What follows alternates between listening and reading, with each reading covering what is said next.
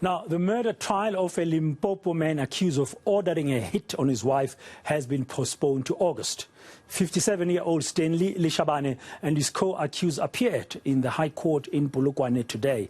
Lishabane accused of orchestrating the killing of Makwena Mabusela Lishabane and her friend Tebogo Mputi in October 2020. The two were shot dead after viewing business premises. The suspects remain in custody. My colleague, that's reporter Silindelo Masikane, covering that story for us and joining us this afternoon live from near the crime scene of this particular case. Silindelo, very good afternoon. Can you just take us back to court as we begin this crossing with you to give our viewers the reasons for this postponement to August?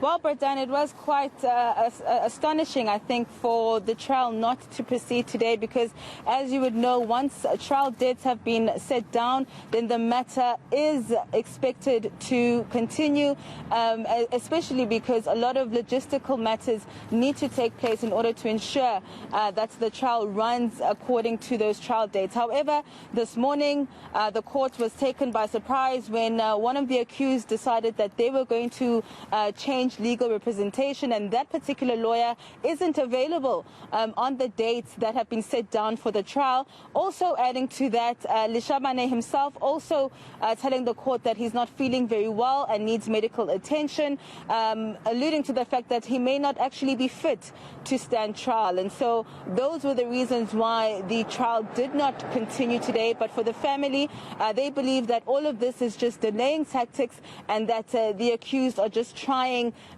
to get the matter not to proceed by any means possible. Let's take a listen. It is very disappointing. It was unexpected. We never thought that the trial would be postponed. But as a family, we are strong. We will come back to court, and Stanley and the other four accused, they will come back to court, and then they'll come and tell us exactly what has happened. So we are disappointed, but we are strong, and we're saying we will come back. Of course, the other logistics, there's really nothing that we can do about the other logistics. What has unfolded in court, we're here, we could see that the prosecuting team, there's really nothing that they can do. Because if somebody's going to come to court and fake acute illness, there's really nothing that they can do because he has to be fit to stand trial. So we're here, we witnessed everything, and then we are behind the prosecuting team. And as a family, we're saying it's fine. They can come with delaying tactics, but one day they'll come and stand a day in court. Silindelo, I understand you've managed to speak to accused number one, Mr. Lishabane, who is said to have orchestrated these murders.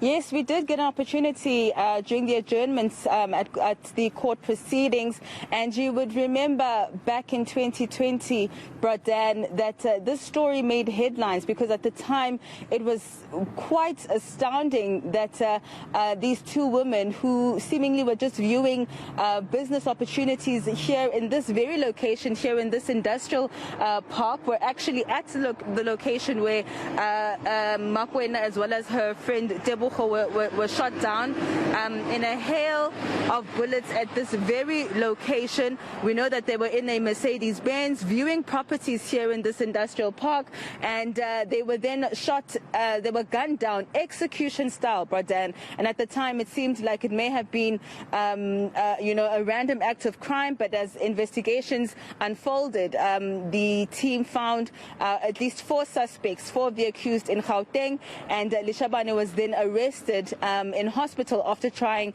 to commit suicide. And he's believed to be the one who masterminded the killing of his wife. It's believed that they were going through quite a bitter divorce. But when I was speaking to him, he maintains his innocence, says that he loved his wife dearly and misses her too. Let's take a listen.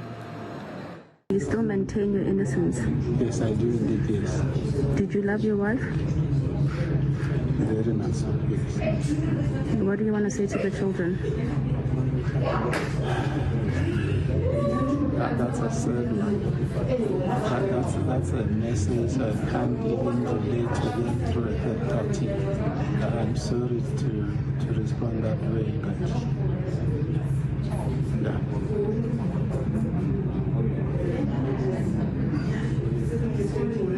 The family believes you killed your wife. Well, there are many beliefs. Emotions are running high, so it's within their right to believe whatever they believe, but ultimately justice will take its course, and I'm here for justice to be served. Do you miss your wife? Pardon? Do you miss your wife? Very much so.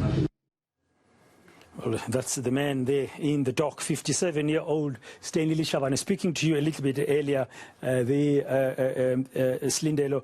But now, what do we know about him and the relationship with his wife? Just that last part, when you ask him if does he miss his wife, that's Makwena, he says terribly so.